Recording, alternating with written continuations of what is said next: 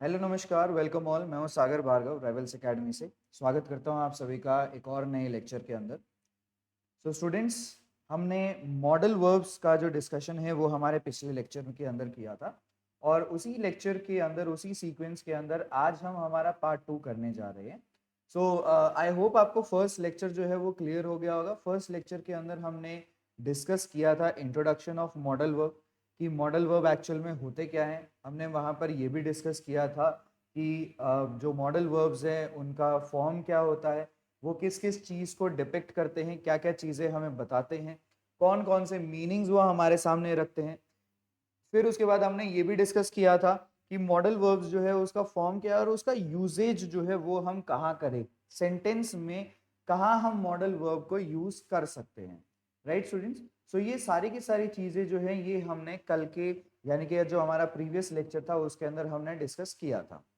So students, आज इस lecture के अंदर हम ये डिस्कस करने वाले हैं कि हमारे जो मॉडल वर्ब्स हैं वो होते कौन कौन से, जो इंपॉर्टेंट मॉडल वर्ब्स हैं उन सभी को हम एक बार डिटेल में डिस्कस करेंगे, और एग्जाम्पल्स के साथ हम देखेंगे, एग्जाम्पल के साथ ये देखेंगे कि उनको किस तरीके से यूज किया जा सकता है। तो सबसे पहले एक बार हम आगे बढ़ने से पहले एक छोटी सी चीज और जान लेते हैं कि कोई भी मॉडल वर्ब जो है वो किस तरीके से इस्तेमाल किया जाता है। और वहां पर एक जो इम्पोर्टेंट चीज है, जो मैंने आपको कल भी लेक्चर के अंदर डिस्कस किया था, एक इम्पॉर्टेंट चीज होती है स्टूडेंट्स हमारी, जो कि होती है कॉन्टेक्स्ट। राइट, एक कॉन्टेक्स्ट नाम से हमारे पास एक वर्ड होता है जिसको हमें मॉडल वर्ब्स के अंदर बहुत ध्यान से देखना होता है। तो इसी चीज को हम सबसे पहले समझेंगे, और फिर ही उसके बाद हम आगे की तरफ बढ़ेंगे कि हमारे मॉडल वर्ब्स हैं कौन कौन से और उनका यूजेज क्या है। तो चलिए सबसे पहले कॉन्टेक्स्ट को समझने के लिए हम दोबारा से वापस से उसी पोर्शन पर आते हैं जहां पर हमारा सबसे पहले स्टार्टिंग में हमने डिस्कस किया था कि एक्चुअल में मॉडल वर्ब्स जो हैं वो उनको बोला क्या क्या जाता है।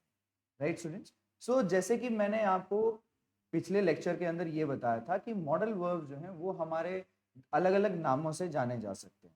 एक तो हमारा मॉडल ऑक्सिलरीज बोला जा सकता है इनको, एक मॉडल ऑक्सिलरी मॉडल्स बोला जा सकता है, या मॉडल्स भी बोला जा सकता है, या मॉडल वर्ब्स भी बोला जा सकता है। अब ये जो मॉडल्स का जो यूजेज है, ये स्टूडेंट्स टोटली डिपेंड करता है किसी भी सिचुएशन, किसी भी सिचुएशन के जो कॉन्टेक्स्ट है उसके ऊपर डिपेंड करता है। अब जो वर्ड मेरा कॉन्टेक्स्ट है, कॉन्टेक्स्ट शब्द से मैं क्या आपको समझाना चाहता हूं वो सबसे पहले एक बार देखिएगा। देखिए, कॉन्टेक्स्ट का मतलब आप सिंपल सिंपल भाषा में अगर समझ के चलें तो वो आप ये मान लीजिए कि एक तरीके से आपका हिंट है। राइट, ये क्या है आपका, एक तरीके से हिंट होगा। हिंट यानी कि आपको कोई भी सेंटेंस जो है उसके अंदर आपको कोई ना कोई पोर्शन सेंटेंस का ऐसा जरूर दिया जाता है कि उसके अंदर आपको हिंट जरूर मिलेगा कि एक्चुअल में जो स्टेटमेंट है वो बताने की क्या कोशिश कर रही है। जो जो पर्सन है जिसने स्टेटमेंट लिखी है, जो बात बोल रहा है, वो क्या बताने की कोशिश कर रहा है, वो थोड़ा सा हिंट जो है वो हमेशा कभी ना कभी आपको स्टेटमेंट में जरूर मिल सकता है। बहुत ही एक इंपॉर्टेंट बात एक बार हमारे टीचर ने मुझे कही थी कि जो सवाल होता है ना, सवाल के अंदर ही जवाब कहीं ना कहीं छुपा हुआ होता है। तो वही जो हमारा जवाब है, जो हमें सवाल के अंदर ढूंढना है, वही हमारा होता है हिंट। राइट, अब इस हिंट को हम पहचानेंगे कैसे, एक छोटा सा एग्जांपल मैं आपको देता हूं। दो सेंटेंसेस में अभी यहां पर लिखूंगा, आपको दोनों सेंटेंसेस को बहुत ध्यान से देखना है और आपको आइडेंटिफाई करना है कि वो किस तरीके से मॉडल वर्ब का यूजेज जो है वहां पर चेंज हो रहा है। राइट स्टूडेंट्स, सबसे पहला जो सेंटेंस है वो देखिए यहां पर आप। सबसे पहला स्टेटमेंट हम यहां पर देखते हैं कि there are clouds in the sky, it dash rain. Right, ये हमारा पहला सेंटेंस है, there are clouds in the sky, आसमान में बादल हैं, इट डैश रेन, बारिश हो सकती है। अब सेकंड जो स्टेटमेंट है वो हम देखेंगे।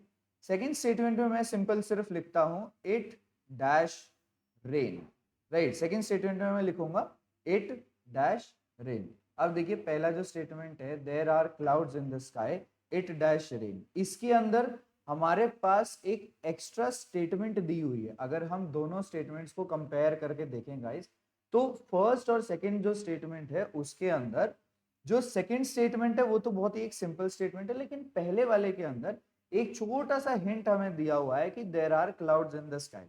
अब अगर इसी चीज को हम देख के चलें कि भाई आसमान में बादल हैं, राइट, तो यदि अगर आसमान में बादल हैं तो बारिश होने के चांसेस जो हैं वो बढ़ जाते हैं। अब बारिश होने के चांसेस अगर बढ़ेंगे तो इसका मतलब आप ये मान के चलो कि भाई 70% के आसपास या 80% के आसपास जो आपकी पॉसिबिलिटी है बारिश होने की वो हो सकती है, राइट। आसमान में बादल हैं तो हम ये मान के चल सकते हैं कि जो पॉसिबिलिटी है वो ज्यादा होगी बारिश होने की। तो यही चीज आप अगर दूसरे सेंटेंस में देखें तो यहाँ पर क्लाउड्स का कोई मेंशन नहीं है, यहाँ पर सिर्फ और सिर्फ मात्र ये लिखा हुआ है कि इट डैश रेन, यानी कि बारिश हो सकती है। अब बारिश हो सकती है, वहां पर हमारा एक मॉडल वर्ब जो कि पॉसिबिलिटी का मीनिंग प्रोवाइड करता है। किस चीज का मीनिंग प्रोवाइड करता है स्टूडेंट्स? पॉसिबिलिटी का, संभावना का जो मीनिंग प्रोवाइड करता है वो कौन कौन से होते हैं? एक तो होता है मे और एक आपका होता है माइट। तो यदि अगर आपसे कोई पूछे कि इन दोनों स्टेटमेंट्स के अंदर किसमें मे इस्तेमाल हो सकता है और किसमें माइट इस्तेमाल हो सकता है, ये किस चीज पे डिपेंड करेगा दोस्तों? ये आपका डिपेंड करेगा सिर्फ और सिर्फ उस हिंट के ऊपर जो आपका वहां पर मेंशन किया हुआ है। तो यहां पर अगर आप देखें और आप अगर समझें तो हमारा मे जो है वो इस्तेमाल होगा फर्स्ट स्टेटमेंट के अंदर। मे किस लिए इस्तेमाल होगा? क्योंकि मे मॉडल वर्ब हमेशा हमेशा गुड पॉसिबिलिटी के लिए, यानी कि गुड पॉसिबिलिटी या फिर स्ट्रॉन्ग पॉसिबिलिटी हम जिसे कह देते हैं, जो भारी संभावना है उस चीज के लिए इस्तेमाल किया जाता है मे। और कम संभावना के लिए यानी कि वीक पॉसिबिलिटी के लिए जब भी हम बात करेंगे तो हमारा वहां पर माइट मॉडल वर्ब दोस्तों इस्तेमाल किया जाएगा, राइट। अब ये एक बहुत छोटी सी चीज है, एक बहुत ही छोटी सी चीज है, बहुत ही छोटी सी अंडरस्टैंडिंग है, लेकिन हमें ये जरूर पता चल गया कि जो हिंट है वो हमें हमेशा देखना पड़ेगा, वो जो कॉन्टेक्स्ट है, हमें उस चीज का रिलेशन, उस चीज का कनेक्शन जो है वो हमें सेंटेंस में जो वाक्य है उसके अंदर हमें देखना पड़ेगा कि भाई किस चीज को वो बताने की कोशिश कर रहा है, क्या बताने की कोशिश कर रहा है। तो हमेशा जब भी आप मॉडल वर्ब्स इस्तेमाल करेंगे दोस्तों, वहां पर कोई ना कोई आपको ऐसी जरूर छोटी मोटी जो हिंट है, जरूर छोटी मोटी जो चीज है वो जरूर आपको मिल जाएगी, सो दैट आप इसके अंदर अपना प्रॉपर मॉडल वर्ब जो है उसको इस्तेमाल कर सकते हैं। आई होप ये सारी चीजें आपको क्लियर है। मुझे ऐसा फील हो रहा है कि आपको ये चीजें समझ में आ गई होंगी। तो चलिए अब हम चलते हैं, ये कंटेक्स्ट की बात हम खत्म करते हैं। अब हम आगे चलते हैं कहां पर? अब हम चलते हैं जहां पर हमारे न्यू मॉडल वर्ब जो है वो हम स्टडी करेंगे, राइट स्टूडेंट्स। सो सबसे पहले हम चलते हैं बहुत ही बढ़िया, बहुत ही इजी मॉडल वर्ब्स के ऊपर, और पेयर्स में हम इनको पढ़ने की कोशिश करेंगे। पेयर्स में मतलब जोड़े के अंदर हम इनको पढ़ने की कोशिश करेंगे। तो सबसे पहला हमारा जो पेयर है वो हमारा बनता है कैन और कुड का, राइट दोस्तों। अब कैन और कुड दोनों के दोनों, अब हमें ये तो पता है कि एक छोटा सा आइडिया हमें मिल गया था जब मैंने आपको मॉडल वर्ब के शुरुआत में बताया था, मैंने एग्जांपल्स बताए थे, तो वहां पे एक थोड़ा सा आइडिया आपको मिल गया होगा कि कैन जो है वो कहाँ इस्तेमाल होता है। कैन आपका इस्तेमाल होता है एबिलिटी के साथ। जब हमने बिल्कुल स्टार्टिंग में फर्स्ट जो हमने स्टेटमेंट किया था वहीं पर मैंने आपको बताया था I can play the piano, यहाँ पर क्षमता के लिए, एबिलिटी के लिए कैन इस्तेमाल किया जा रहा है। कोई कोई इंसान अगर किसी काम को करने में समर्थ है, अगर वो काम वो कर सकता है, तो वहां पर हम कैन को इस्तेमाल करते हैं। लेकिन कैन और कुड ऐसा नहीं है कि सिर्फ और सिर्फ एबिलिटी के लिए इस्तेमाल होते हैं, इनका और भी यूजेज है। तो सबसे पहले हम कुछ एग्जांपल्स देखते हैं, एग्जाम्पल के साथ साथ ही हम समझते हैं कि एक्चुअल में वो वहां पर क्या बोलने की कोशिश कर रहा है। अब देखिए एग्जाम्पल में सबसे पहले हमारे पास एक सेंटेंस है, Alan dash swim well, right. जो दोस्तों ये यहाँ पर हमारा सेंटेंस है वो क्या है, एलन डैश स्विम वेल।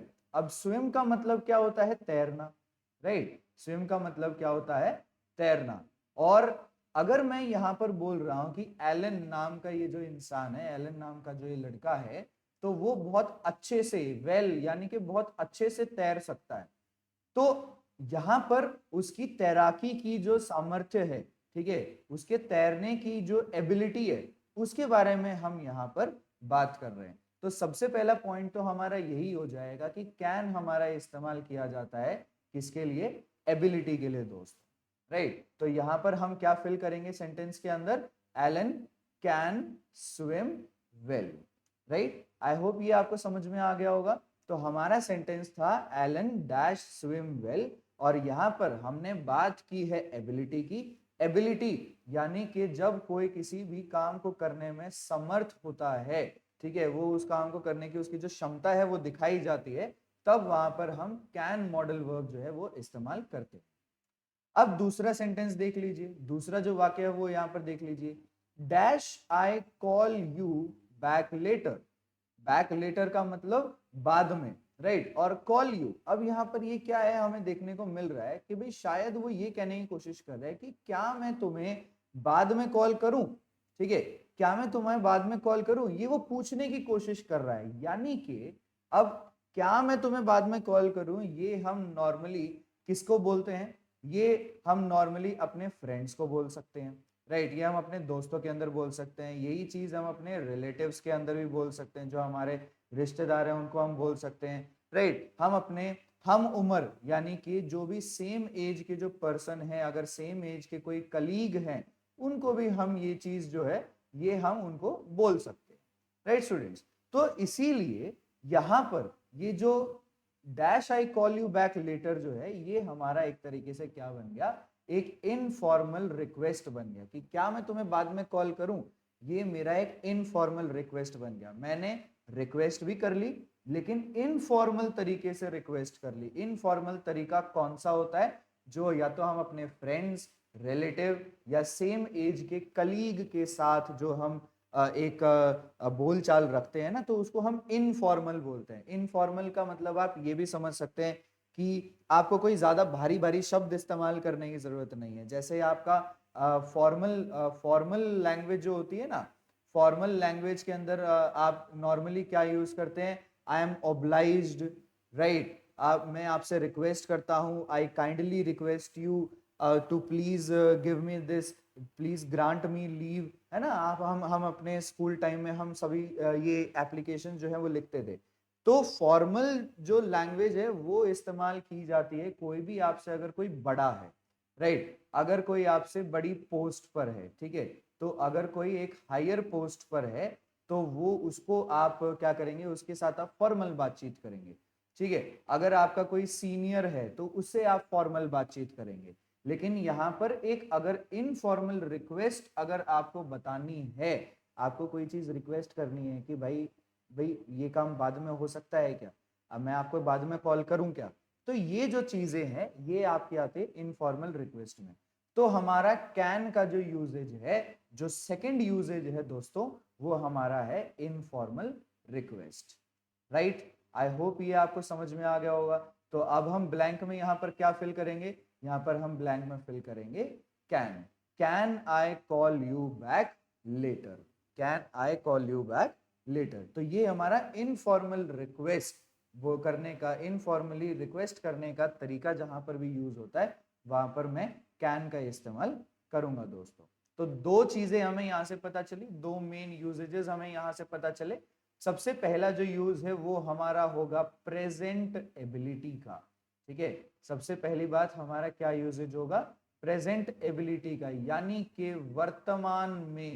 वर्तमान में किसी चीज को अगर आपको अपने आप का सामर्थ्य दिखाना है, राइट, अगर आपको सामर्थ्य दिखाना है, तो वहां पर आप यहाँ पर इस्तेमाल करेंगे प्रेजेंट एबिलिटी। माफ कीजिएगा अगर मेरी हिंदी अगर ये स्पेलिंग अगर थोड़ी सी गलत होगी तो आप एक बार चेक कर लीजिएगा, मेरे हिसाब से ठीक होनी चाहिए। चलिए सेकंड जो हमारा यूजेज है वो अभी अभी हमने क्या देखा कि हमारा है इनफॉर्मल रिक्वेस्ट, यानी कि जब हम अपने दोस्तों से कोई रिक्वेस्ट करते हैं, जब अपने हम उम्र कलीग से कोई रिक्वेस्ट करते हैं, तो तब उसको बोला जाता है इनफॉर्मल रिक्वेस्ट। चलिए दोस्तों, आप देखते हैं कुड। तो देखिए, सबसे पहली बात तो जो है, जो भी हम यहाँ पर अब जोड़ों में जो भी मॉडल वर्ब्स करेंगे, उसके अंदर एक चीज आप मान के चलिए कि कुछ मॉडल वर्ब ऐसे हैं जो एक दूसरे के पास्ट टेंस फॉर्म भी है ना। अगर आप यहाँ पे देखेंगे तो जो कैन है उसका पास्ट टेंस फॉर्म आप कुड मान सकते हैं, राइट। तो इसीलिए सबसे पहला जो यूज है, सबसे पहला जो इस्तेमाल है, वो आपका यहां पर ये भी हो सकता है कि for the past tense, for the past tense of can. और generally past tense of can जो है वो कहां पर इस्तेमाल होगा, मैंने आपको कल बताया था। अब आप ये कहेंगे कि सर आपने कल बताया था कि इसका जो फॉर्म है वो V2 फॉर्म में चेंज नहीं हो सकता है। बिल्कुल सही बात है, आप कैन का V2 फॉर्म नहीं लिख सकते कैंड, लेकिन अगर आपको इसको पास्ट टेंस के तरीके से दिखाना है, तब आप कुड जो वर्ड है उसको इस्तेमाल कर सकते हैं, राइट स्टूडेंट्स। यहाँ पर कुड जो है उसको आप इस्तेमाल कर सकते हैं यदि आपको कैन के पास्ट टेंस को आपको यूज करना है। और कैन का पास्ट टेंस यहां पर कहां यूज हो सकता है, ये दोस्तों आपका यूज हो सकता है रिपोर्टेड स्पीच के अंदर, यानी कि जो आपके नरेशन का जो टॉपिक है, राइट दोस्तों, जो आपका नरेशन का टॉपिक है उसके अंदर जब हम बोलते हैं ना, जब हम थर्ड पर्सन के थ्रू डायरेक्टली इनडायरेक्टली अगर कोई बात पहुंचाते हैं, तो उसको हम बोलते हैं ना रिपोर्टेड स्पीच, इनडायरेक्ट स्पीच हम बोल देते हैं उसको। तो वहां पर अगर आपका डायरेक्ट स्पीच में कैन इस्तेमाल हुआ है, तो वहीं इनडायरेक्ट स्पीच में आपका कुड इस्तेमाल जो है वो हो जाएगा, राइट। तो सबसे पहला यूजेज तो आपका यही है कि आपको कैन के पास्ट टेंस के रूप में रिपोर्टेड स्पीच के अंदर आप कुड इस्तेमाल कर सकते हैं। अब जो दूसरा इसका यूजेज है वो हम समझते हैं एक एग्जांपल के साथ। चलिए अब यहां पर देखते हैं दूसरा जो यूजेज है वो, उसके लिए आप एक सेंटेंस देखिए कि we dash read when we were 5, we dash read when we were 5। अब यहाँ पे सेंटेंस को देखते हुए हमें क्या पता चल रहा है कि हो सकता है ये यहाँ पर पास्ट एबिलिटी की बात कर रहा है। पास्ट एबिलिटी की बात मतलब कि पूर्व में, ठीक है, पूर्व में अगर किसी चीज की एबिलिटी थी, तो वहां पर आप पास्ट एबिलिटी के तौर पर कुड को इस्तेमाल कर सकते हैं। तो यहां पर आपको देखने को मिल रहा है ना कि we dash read when we were 5, तो व्हेन वी वर 5 ये आपका हिंट बन जाएगा दोस्तों। व्हेन वी वर 5 ये आपका हिंट बन जाएगा कि जब हम 5 साल के थे, ठीक है, जब हम 5 साल के थे तो उस समय पढ़ सकते थे। हो सकता है किसी ने ये सेंटेंस लिखा होगा, किसी ने ये सेंटेंस बोला होगा कि भाई अब तो नहीं पढ़ सकते, लेकिन 5 साल के थे तब तो पढ़ सकते थे। सही बात है। तो इसीलिए यहां पर आप क्या यूज करेंगे, कुड हम इस्तेमाल करेंगे दोस्तों, राइट। तो यहां पर पहला जो यूजेज था वो यहां पर हमारा नीचे लिखा हुआ है, पास्ट इन इनडायरेक्ट स्पीच। तो यहां पर आप पास्ट इन इनडायरेक्ट स्पीच को देख सकते हैं, बहुत आसानी से रिकॉग्नाइज कर सकते हैं। पास्ट इनडायरेक्ट स्पीच में हमेशा कैसे होता है, ही टोल्ड मी दैट। तो ये जो फ्रेज है ना, ये आपका इनडायरेक्ट स्पीच जो है उसका फ्रेज होता है। तो इसी के अंदर अगर आप देखेंगे तो आप यहां पर डाल सकते हैं कि he told me that he could read. अब हो सकता है यही स्टेटमेंट डायरेक्ट स्पीच में कैसे हो, यही स्टेटमेंट डायरेक्ट स्पीच में ऐसे भी हो सकती है कि he said to me, comma inverted commas, I can read. तो देखिए दोस्तों, ये आपका डायरेक्ट स्पीच का सेंटेंस हो गया, और यहीं पे इनडायरेक्ट स्पीच में जब इसको चेंज किया गया तो कैन का क्या बन गया, कुड बन गया। तो ये जो दो यूजेजेस हैं दोस्तों, सबसे पहला यूजेज क्या था मैंने बताया, पास्ट इन इनडायरेक्ट स्पीच, और दूसरा जो यूज है पास्ट की एबिलिटी, यानी कि अगर आपको ये पता चल जाए कि पुराने समय में, ठीक है, पास्ट के समय में, पहले के समय में, पूर्व में अगर आपकी कोई एबिलिटी रही है कि भाई जो काम आप पहले तो कर सकते थे लेकिन वो काम आप अब नहीं कर सकते हैं, तो उसके लिए आपको क्या यूज करना है, कुड इस्तेमाल करना है स्टूडेंट्स। तो पूर्व में कोई भी सामर्थ्य की अगर बात होती है तो फिर उस समय पर आप क्या इस्तेमाल करेंगे, कुड इस्तेमाल करेंगे। आई होप कैन और कुड का जो यूज है वो क्लियर होगा दोस्तों आपको। चलिए अब आगे की तरफ चलते हैं। हमारे अगले जो पेयर है, हमारा अगला जो पेयर है वो है शेल और शुड। बिल्कुल सेम इसी तरीके से शेल और शुड जो है वो भी एक दूसरे के अंदर इसी तरीके से रिलेटेड है जैसे कैन और कुड है, राइट। तो सबसे पहले हम देखते हैं हमारे एग्जाम्पल्स के थ्रू देख के चलेंगे, थोड़ा और अच्छे से समझ में आ जाएगा। चलिए सबसे पहला सेंटेंस आप देखें यहां पर। सबसे पहला सेंटेंस है each worker dash get payment after the job is done. Each worker dash get payment after the job is done. अब यहां पर मैंने ब्रैकेट में लिखा हुआ है फॉर्मल ऑब्लिगेशन। फॉर्मल ऑब्लिगेशन का मतलब यहां पर क्या होता है, जैसे हमने स्टार्टिंग में भी डिस्कस किया था एग्जांपल्स में, मैंने ये चीज आपको यहां पर भी बताई थी कि ऑब्लिगेशन का मतलब होता है दोस्तों जब भी आप किसी एक जगह पर काम कर रहे हैं, राइट। आप किसी भी जगह पर काम कर रहे हैं, आप किसी कंपनी में काम कर रहे हैं, राइट। आप एज ए एम्प्लॉयर किसी कंपनी में, एज एन एम्प्लॉय अगर किसी कंपनी में काम कर रहे हैं, आप अगर किसी स्कूल में हैं, राइट, एक अगर आप स्कूल में टीचर हैं या स्टूडेंट भी अगर हैं तो वहां पर भी, या कोई भी ऐसी जगह, कोई ऐसी शॉप या कोई भी ऐसी जगह जहां पर आप काम कर रहे हैं, तो कुछ चीजें ऐसी हैं, कुछ बातें ऐसी हैं जो आपसे एक्सपेक्ट की जाती है, राइट। कुछ चीजें ऐसी जो आपसे एक्सपेक्ट की जाती है और वही जो चीजें जो आपसे एक्सपेक्ट की जाती हैं उसी को हमने यहां पर किसका नाम दे दिया, ऑब्लिगेशन का नाम दे दिया। तो अब आप यहां पर इस चीज को समझ के देखिए कि आप एक जगह पर काम कर रहे हैं, ठीक है। अगर आप कोई कंपनी में काम कर रहे हैं तो कंपनी आपसे ये एक्सपेक्ट करेगी कि आपको मतलब आपको कोई एक काम जो है वो पूरा करना है, राइट। अब यही जो काम आपको पूरा करना है उसका जो एक्सपेक्टेशन है वो एक ऑब्लिगेशन के तौर पे आ जाएगा। लेकिन उसी समय दूसरी तरफ कंपनी, स्कूल या शॉप वो आपके लिए क्या करेगा, ठीक है, वो आपके लिए क्या करेगा, तो उस चीज को भी हम एक फॉर्मल ऑब्लिगेशन के तौर से देख सकते हैं। अब यही सेंटेंस जो है वो आप देख लीजिए कि each worker dash get payment after the job is done, ठीक है। तो भाई जब काम हो जाएगा तब हर वर्कर को, ईच वर्कर यानी कि हर वर्कर को गेट पेमेंट, कब पेमेंट मिलेगी, after the job is done, जब काम खत्म हो जाएगा। तो जब काम खत्म हो जाएगा तो ये क्या है, ये कंपनी की तरफ से एक्सपेक्ट किया जाता है कि भाई काम खत्म होते ही जो लोग हैं उनको पेमेंट दे दी जाएगी। ऐसे ही स्कूल की तरफ से एक्सपेक्ट किया जाता है कि भाई जो टीचर्स हैं उनको पेमेंट दे दी जाएगी। शॉप जो है उसको, शॉप के जो ओनर है, जो मालिक है, उसको एक्सपेक्ट किया जाता है कि वो जो भी मजदूर, जो भी पर्सन जो काम कर रहा है, जो भी लड़का जो हेल्पर है जो काम कर रहा है शॉप के अंदर, तो उसको मदद कर दी जाएगी, राइट, उसको पेमेंट कर दी जाएगी। तो ये सारी की सारी जो फॉर्मल ऑब्लिगेशन का जो यूजेज है इसके लिए हम क्या यूज करते हैं, इसके लिए हम शेल इस्तेमाल करते हैं दोस्तों। क्या इस्तेमाल करते हैं, शेल इस्तेमाल करते हैं। तो every worker shall get payment after the job is done.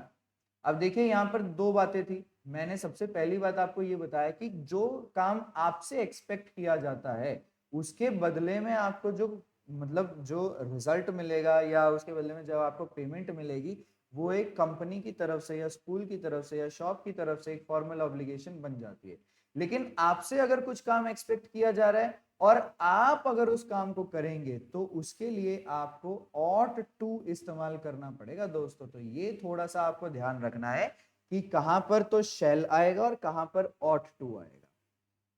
सही बात है दोस्तों। तो चलिए अब नेक्स्ट जो चीज है, सबसे पहला हमने यहां पर यही देखा कि अगर फॉर्मल ऑब्लिगेशन अगर किसी स्टेटमेंट में, सेंटेंस में दिख रही है तो आप वहां पर shall इस्तेमाल करेंगे। दूसरा हमारे पास आ जाता है सजेशन। अब सजेशन का मतलब मैंने आपको पहले ही बताया था, सजेशन का मतलब है सुझाव, ठीक है।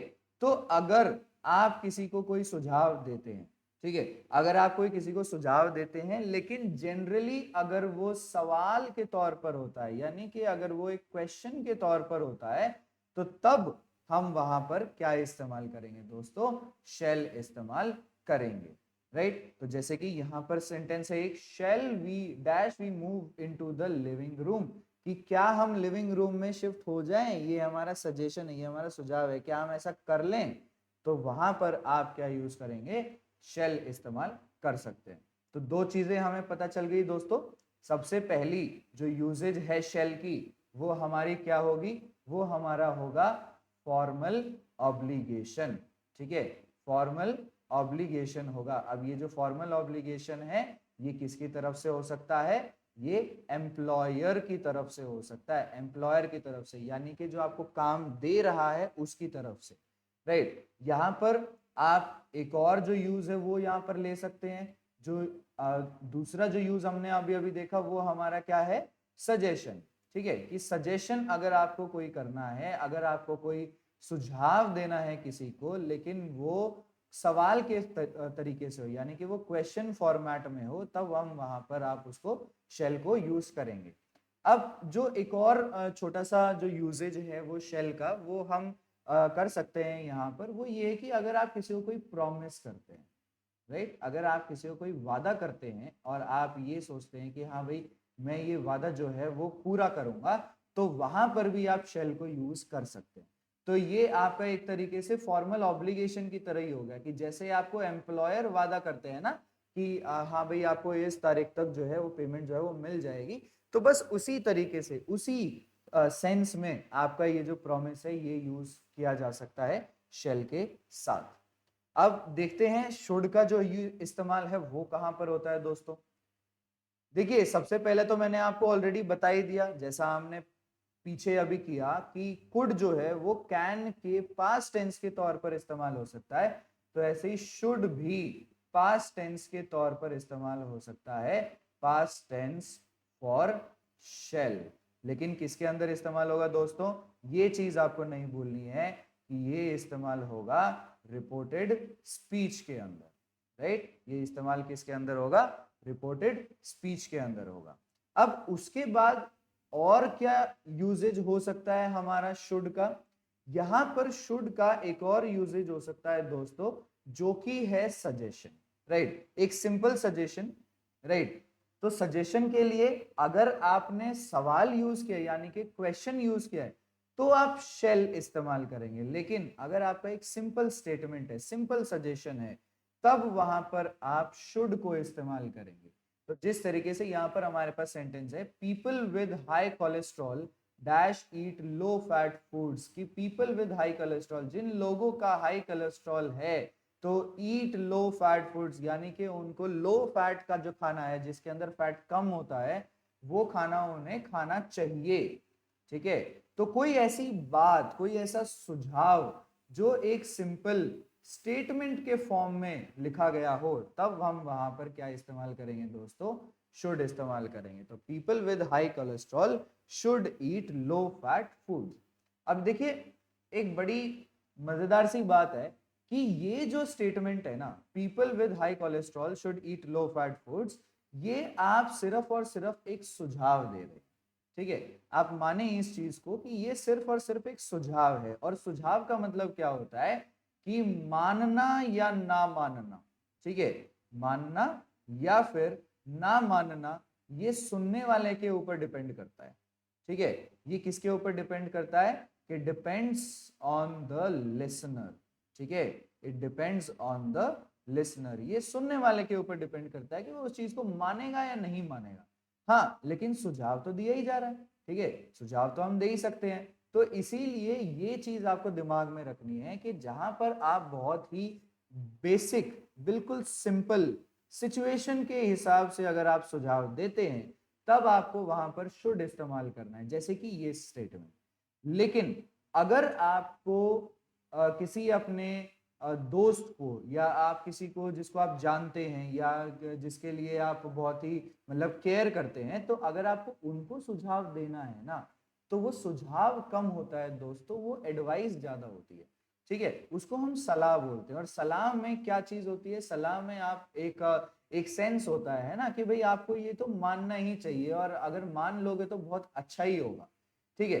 तो थोड़ा सा डिफरेंस जो है ये आपको एक हल्की सी जो पतली सी लाइन है ना सुझाव और सलाह के बीच में, ये आपको हमेशा देखने को मिल सकती है। चलिए हमारा सेकंड जो स्टेटमेंट है उसको भी देख लेते हैं। You really dash start eating better. तो यहाँ पर भी एक सजेशन है, तो यहाँ पर भी आप क्या यूज करेंगे दोस्तों, यहाँ पर भी आप यूज करेंगे शुड।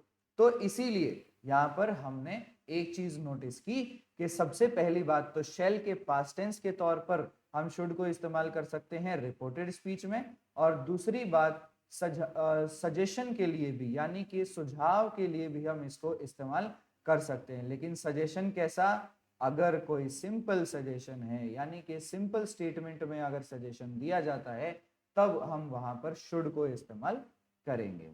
आई होप शेल और शुड जो है ये भी आपको क्लियर हो गया होगा दोस्तों।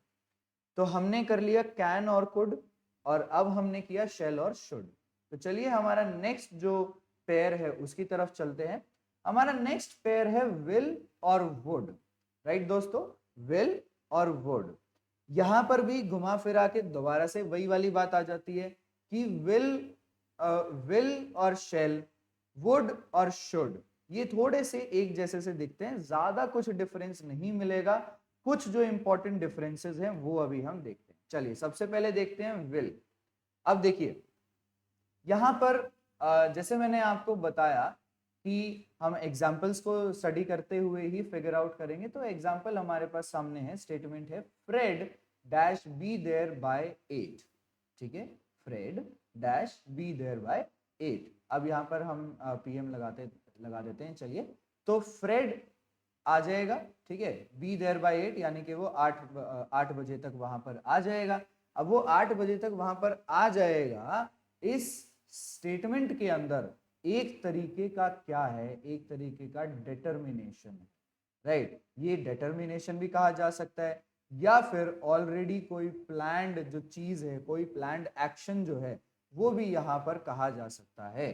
तो ये चीज आप देख के चलिए कि फ्यूचर के लिए अगर कोई डिटर्मिनेशन या प्लान्ड एक्शन की बात करी जाती है तो वहां पर आप विल को इस्तेमाल करेंगे। जब आप बिल्कुल पूरी तरीके से दृढ़ हो जाएं कि भाई हाँ ये काम होने वाला है, तो वहां पर आप विल को इस्तेमाल करेंगे।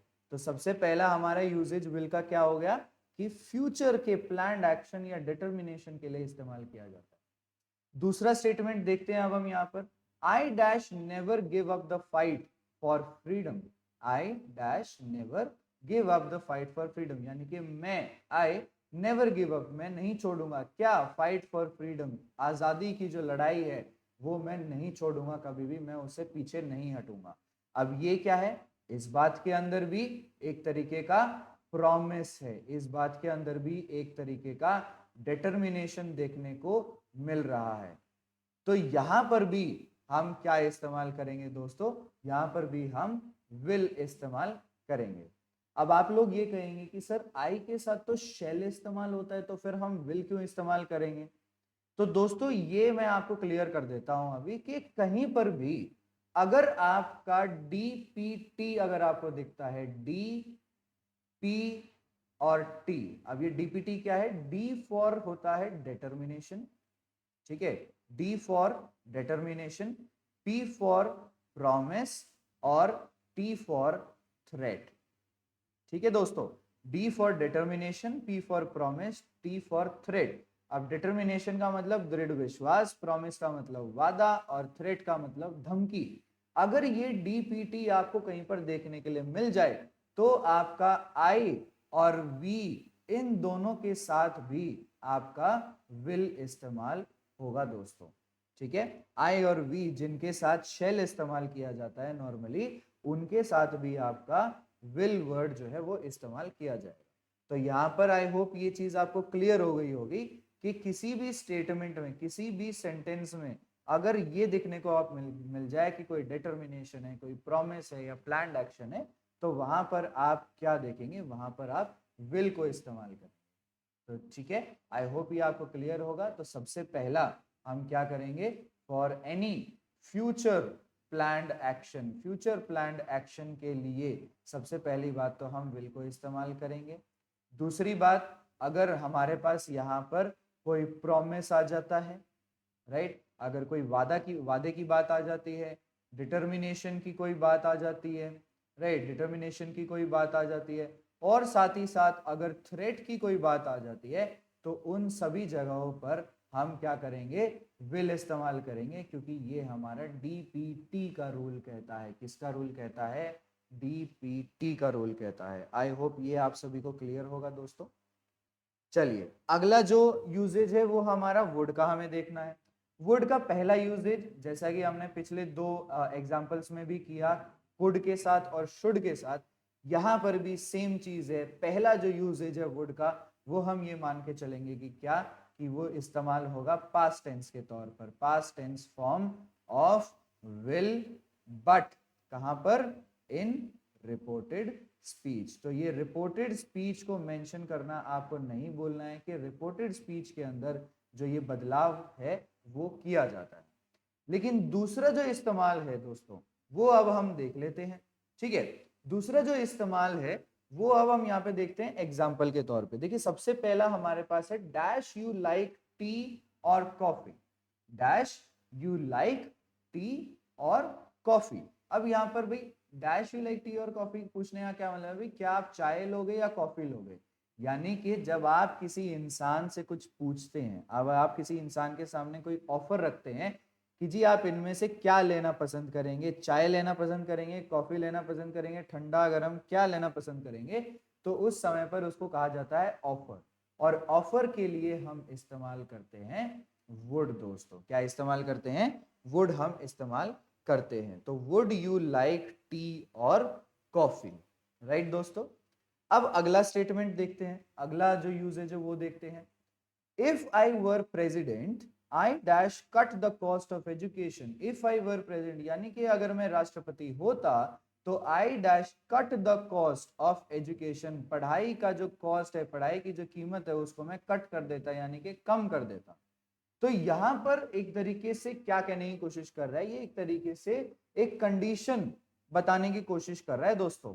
कंडीशन बताने की कोशिश कैसे कर रहा है कि कॉस्ट ऑफ एजुकेशन तो तभी कट होता ना जब मैं प्रेसिडेंट होता, राइट। तो ये कंडीशन बताई जा रही है, ये एक सिचुएशन बताई जा रही है कि अगर मैं ये होता तब मैं ये करता, राइट। तो जहां पर भी आपका कंडीशनल इस्तेमाल होता है, जहां पर भी आपका कंडीशनल इस्तेमाल होता है और उस कंडीशनल के अंदर आपका पास्ट फॉर्म यूज होता है। क्या फॉर्म यूज होता है दोस्तों? पास्ट फॉर्म यूज होता है इफ पोर्शन के अंदर, तब आप वहां पर क्या इस्तेमाल करेंगे दोस्तों? वुड इस्तेमाल करेंगे। ये चीज, ये दोनों की दोनों चीजें आपको ध्यान देने की जरूरत है दोस्तों। यहां पर अगर वर की जगह कुछ और होता, यानी कि अगर यहाँ पर V1 अगर होता, तब यहाँ पर वुड नहीं आता दोस्तों, तब यहाँ पर विल आता। ठीक है, लेकिन यहां पर मैंने आपको बताया है, दो बातें मैंने आपको बताई है। सबसे पहली बात कि अगर कंडीशन हो, यानी कि इफ अगर लिखा हुआ दिख जाए आपको, और साथ साथ में उसके बाद अगर आपको ये लिखा हुआ दिख जाए कि V2 फॉर्म इस्तेमाल करी गई है, तब वहां पर आप क्या इस्तेमाल करेंगे? वुड इस्तेमाल करेंगे। आई होप ये चीज भी क्लियर होगी दोस्तों, ये यूज भी क्लियर होगा। अब चलते हैं हमारा जो लास्ट यूजेज है वुड का। When I was a kid I dash always go to the beach. तो व्हेन आई वाज किड यानी कि मैं जब बच्चा था, व्हेन आई वाज किड, तो I dash always go to the beach, मैं हमेशा बीच पर जाता था।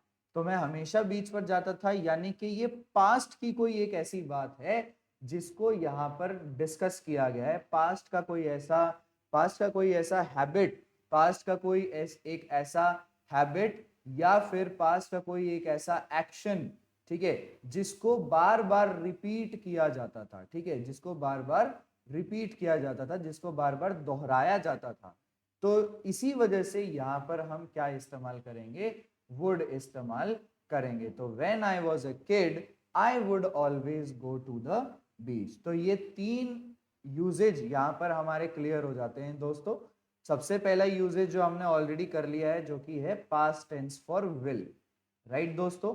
उसके बाद अगला जो हमारा यूजेज था वो है ऑफर, फिर उसके बाद कंडीशनल सेंटेंस में जहां पर V2 वर्ब आती है, और फिर उसके बाद है हमारा पास्ट रेपिटेशन के लिए। तो हम यहाँ पर अभी लिख देते हैं। सबसे पहला था हमारा पास्ट टेंस ऑफ विल, दूसरा हमारा क्या रहेगा, फॉर ऑफर्स। ऑफर्स के लिए हम वुड इस्तेमाल करेंगे, और ऑफर्स भी बहुत ही पोलाइट ऑफर्स हम मान के चलेंगे, ठीक है, पोलाइट ऑफर्स हम मान के चलेंगे जिनके लिए वुड इस्तेमाल किया जाता है। तीसरा यूजेज हमने बताया था कि with V2 in conditional, with V2 in conditional sentence। तो यहां पर भी कंडीशनल सेंटेंस जिसके अंदर आपको if के बाद V2 फॉर्म दिख जाए वहां पर आपको would इस्तेमाल करना है। और लास्ट जो यूजेज है वो हमारा था पास्ट का कोई एक ऐसा एक्शन, पास्ट एक्शन रिपीटिशन, ठीक है, पास्ट एक्शन का जब रिपीटिशन होता है, अगर जनरल तौर पर अगर कोई काम ऐसा है जो पास्ट में आपने बार बार किया है तो वहां पर भी आपका वुड जो है वो इस्तेमाल हो जाएगा दोस्तों। तो आई होप आपको विल और वुड दोनों के जो यूजेज हैं वो भी क्लियर होंगे। तो आज हमने इस क्लास के अंदर, इस लेक्चर के अंदर क्या किया, हमने डिफरेंस किया कैन और कुड के अंदर। कैन इस्तेमाल होता है प्रेजेंटेबिलिटी के लिए और इनफॉर्मल रिक्वेस्ट के लिए। कुड इस्तेमाल होता है कैन के पास्ट टेंस में रिपोर्टेड स्पीच के अंदर, और साथ ही साथ वो इस्तेमाल किया जा सकता है पास्टेबिलिटी के लिए। फिर हमने किया शेल और शुड। शेल जो है वो इस्तेमाल किया जाएगा आपका कोई एक प्रॉमिस के लिए, फॉर्मल ऑब्लिगेशन के लिए, और वहां पर आपका अगर कोई और भी ऐसी चीज है जहां पर आप कोई फॉर्मल ऑब्लिगेशन यानी कि एम्प्लॉयर की तरफ से अगर आप कोई ऑब्लिगेशन मान के चलते हैं तब वहां पर आपका शेल इस्तेमाल किया जाएगा। शुड आपका वहां पर इस्तेमाल होता है जहां पर आपकी सबसे पहली बात पास्ट टेंस है शेल का, और साथ साथ में आपका शुड इस्तेमाल हो जाएगा सजेशन के अंदर। आप सजेशन के अंदर शेल को भी इस्तेमाल कर सकते हैं, लेकिन वो तभी होगा जब आप वहां पर एक सवाल पोज करेंगे, और जो शुड है वो आप तब पोज करेंगे जब आपका एक सिंपल स्टेटमेंट रहेगा। फिर उसके बाद अभी हमने यहाँ पर किया विल और वुड। विल के अंदर आपने देखा कि फ्यूचर प्लान्ड एक्शन के लिए इस्तेमाल होगा, अगर फ्यूचर में आपने कोई एक्शन प्लान किया है उसके लिए, और उस एक्शन के अंदर अगर प्रॉमिस, डिटर्मिनेशन या थ्रेट यानी कि डीपीटी का अगर रूल लग रहा है तो वहां पर आप विल इस्तेमाल करेंगे। और वुड जो है उसका बहुत ही एक वाइड वेराइटी ऑफ यूज है। सबसे पहले पास्ट टेंस ऑफ विल के तौर पर रिपोर्टेड स्पीच में, दूसरा पोलाइट ऑफर्स के लिए, और तीसरा V2 फॉर्म में जहां पर कंडीशनल सेंटेंस में V2 फॉर्म है वहां पर इस्तेमाल होगा, और लास्ट में अगर कोई पास्ट एक्शन का रिपीटिशन है, अगर कोई दोहराव है एक्शन का, तो वहां पर इस चीज को आप इस्तेमाल कर सकते हैं दोस्तों। तो आई होप ये आज की जो क्लास है, आज का जो लेक्चर है, ये भी आप सभी को क्लियर होगा दोस्तों। तो यहाँ पर आज की क्लास में हम इतना ही करेंगे। नेक्स्ट क्लास में हम डिस्कस करने वाले हैं हमारा जो नेक्स्ट जो मॉडल वर्ब्स है, नेक्स्ट जो टॉपिक्स है मॉडल वर्ब्स के, नेक्स्ट पेयर्स जो हैं वो हम डिस्कस करेंगे दोस्तों, राइट। तो आपको ये बार बार रिवीजन करना पड़ेगा, आपको सेंटेंस देखना पड़ेगा, आपको हिंट देखना पड़ेगा कि किस स्टेटमेंट के अंदर कौन से मॉडल वर्ब्स किस तरीके से इस्तेमाल किए जा रहे हैं दोस्तों। तो चलिए अगले लेक्चर में मिलेंगे। So please keep learning, keep educating yourself, और ध्यान रखिए अपना। चलिए दोस्तों, धन्यवाद, थैंक यू एवरीवन।